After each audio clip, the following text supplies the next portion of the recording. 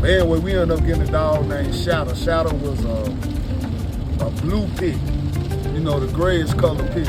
And at that time, man, that was rare for you to even see that. This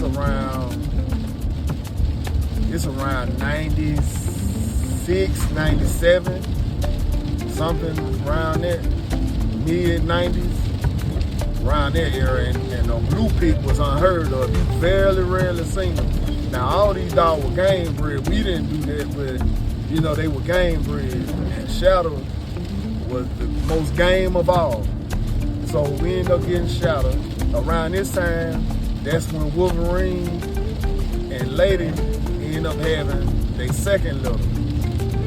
Out of that litter, we kept one named Outcast, and we named her Outcast, a female. And man, that little dog was so fat.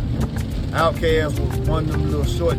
It's what you would think a bully looked like today, but at that time it wasn't no, you know, wasn't no bullies around. But it was, man, she was short, stocky, big old dog, man. Wolverine was big and stocky too. And Shadow was like a little bitty pig. Shadow might have weighed 50 pounds. Wolverine probably was like 70, maybe 75, 80. Lady was probably like 60, 65 pounds.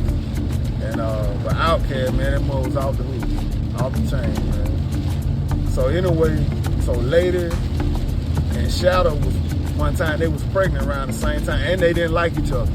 So they was pregnant around the same time.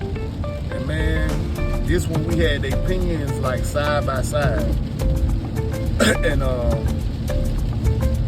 so what Lady would do is, anytime she had to use the bathroom, she go do it on Shadow side. Or be peeing all in her face, or boo-boo right there against the fence to mess with her. And so one day Lady was boo-booing and her tail got through that fence, and man, Shadow bit that tail and wouldn't let go.